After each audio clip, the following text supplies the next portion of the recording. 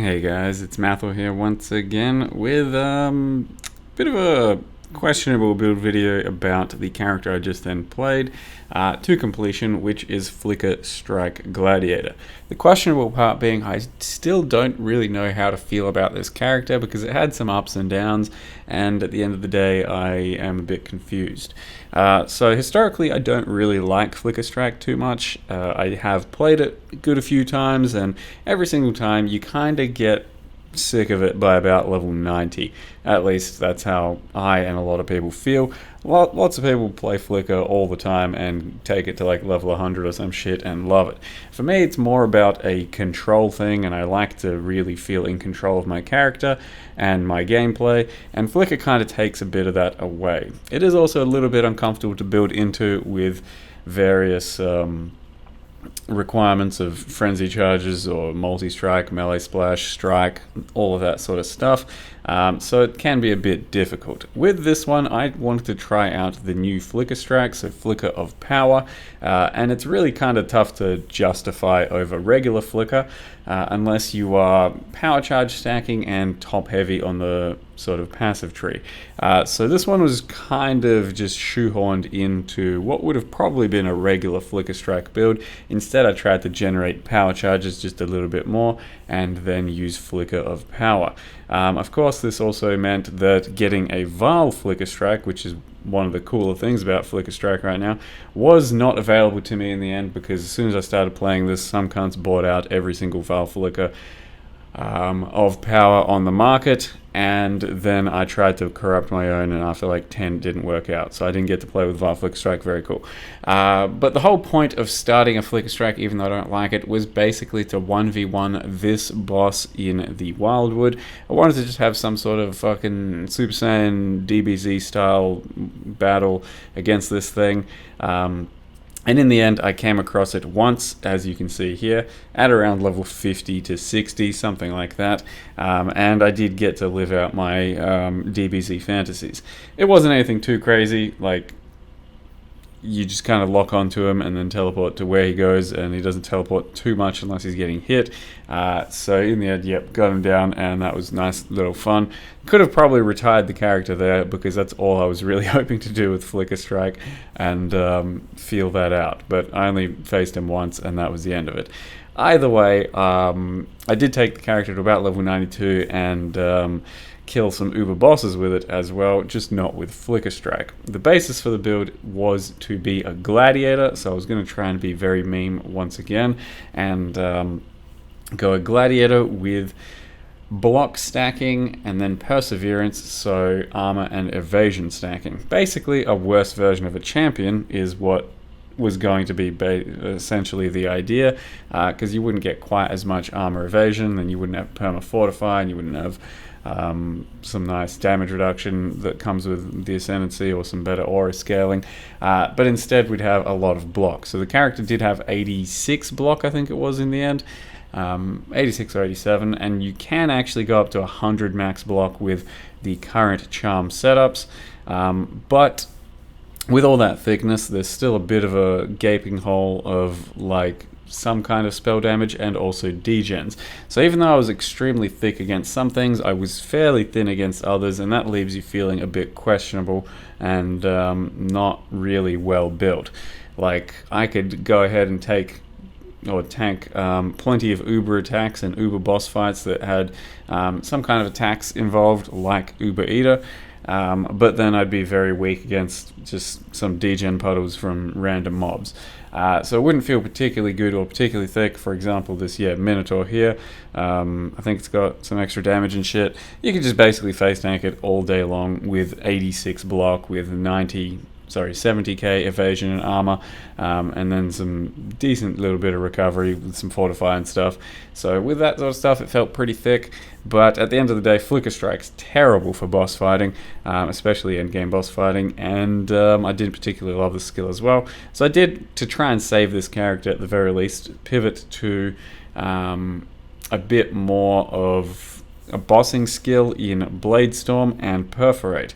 So I tried out both of those. I actually tried out pretty much every skill I could that a sword wielding build could do, and landed on Perforate and Bladestorm. And those were pretty much just end up killing some bosses.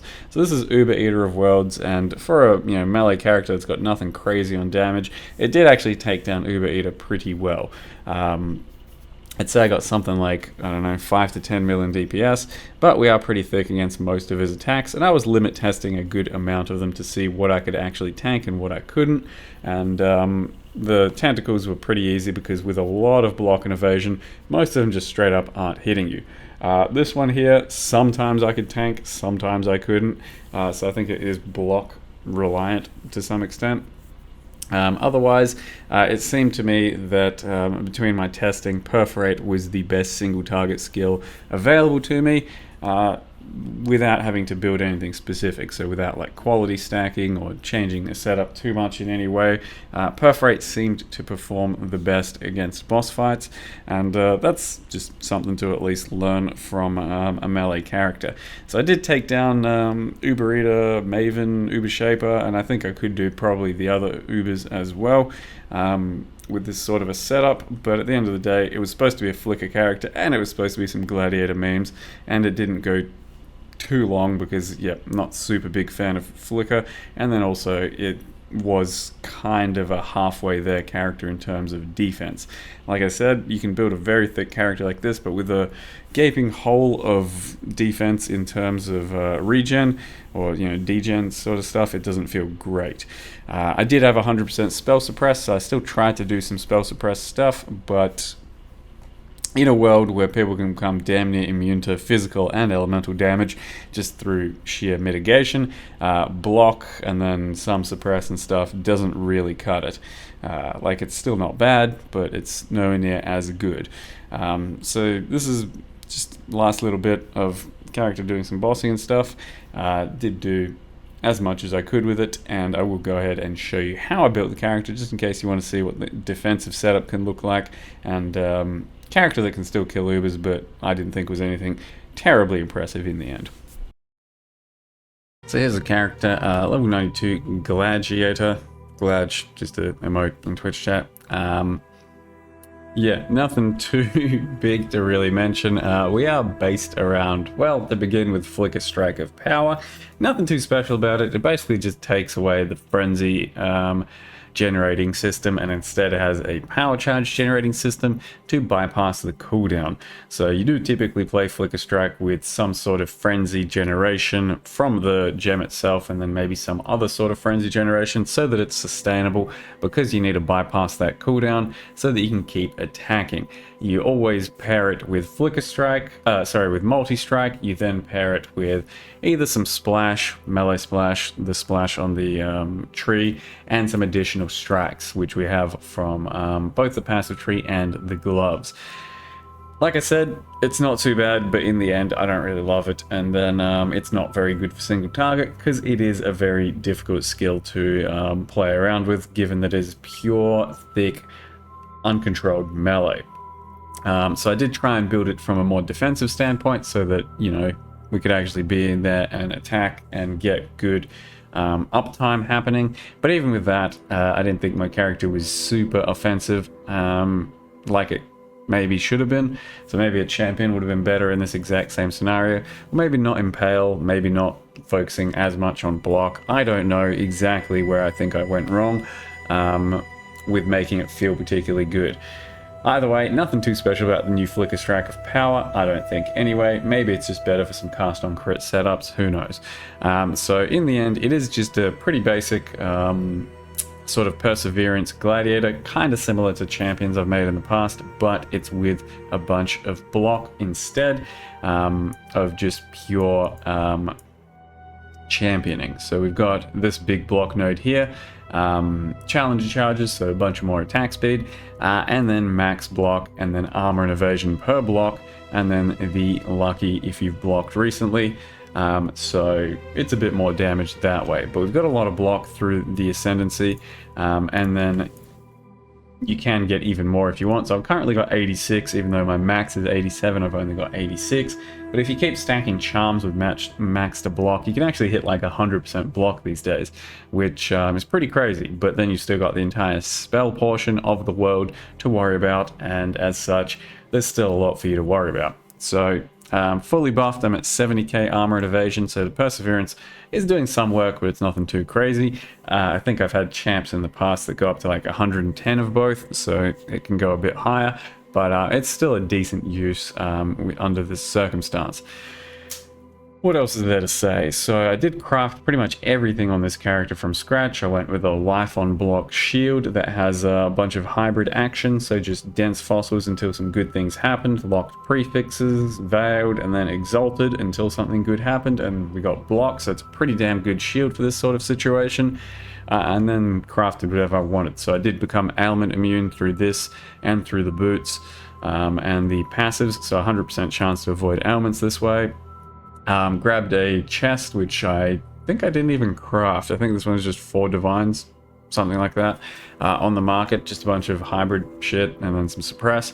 And then I needed to annul a life regen for it to be what it is. So I just YOLO annulled and hit that. Yep, nothing too special there. We got a max block amulet with crit multi, so this thing was like 1 divine as an implicit. So you can stack max block through this as well as the charms and get yourself to 100%. And then just rolled scorn essences until something okay happened. Nothing too special of an amulet, you know, if it's just going for some scorn essence. And then classic combo Mark of the Elder with a bunch of resists on a ring. Very basic glove with just some accuracy fracture, and then, you know, it has some suppress, and then crafted my own attack and cast speed thing. Of course, conflict orbing is very painful for this sort of shit. It only took maybe like 5 to 10 in total conflict orbs to get this and this happening. So it wasn't too bad, but it can be very painful and expensive. So user beware when you go for 2 additional strikes and stuff. Conflict's very expensive at the moment and kind of painful to fuck around with. And then just a corrupted savior that has some fortify on hit. I think this thing cost a few divines, nothing too big, but you can get fortify on hit through the current unique jewel or charms if you really need some bonus fortify on hit. And then we slapped a plus power charge abyssus onto the build because we are very thick to physical damage taken, so it's kind of free real estate, but realistically it did make us a bit squishier. So at the cost of maybe 20 to 30% of my damage, could have become way thicker with just a regular hat. Wouldn't have really changed much of the outcome of the build, I don't think, anyway. So in the end, the build was more perforate Bladestorm. Bladestorm's a bit nicer for clear, so we do clear with Bladestorm, just run around and do some of these. And it was pretty effective, but then for single target, I think perforate was just a little bit nicer in the blood stance. Yeah, that's all there is to it. Like I said, tried pretty much every skill out there, and most of them weren't too impressive in this setup, but these 2 did land on some pretty good uber viability. I then used crit strikes so I could actually have some crit on the Saviour, brutality, melee fears, multi-strike, and impale. It was a full impale sort of character, so I did build basically charms with impale and armor and evasion per block, and then banner skills, no reserve there. Impale there as well. So I did want to get 1 impale character done this league with the charms because these are about 3 or 4 divines each, and they're well doable. And you can also get impale on the unique jewel, which I was gonna put there, but in the end it's like 20 divines for 1 additional impale. It doesn't seem very worth it if the jewel doesn't have anything else on it, so I decided not to do that. But I did do a Watcher's Eye that has 2 additional impale while using Pride, and then I also stole the Champion Ascendancy, Master of Metal, for all of that impale goodness. So I did give it a fair shot to try and become impale in this build, but it still felt a little lackluster, I think, anyway.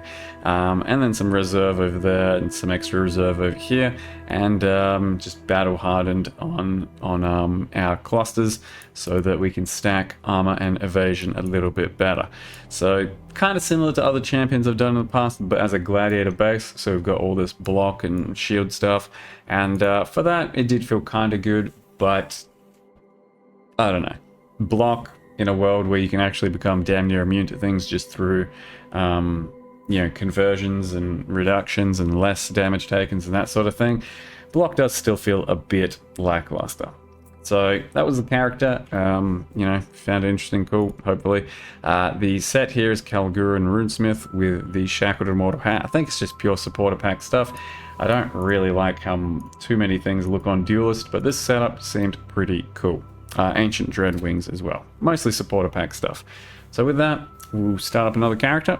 Thank you very much for watching, and I'll see you guys next time.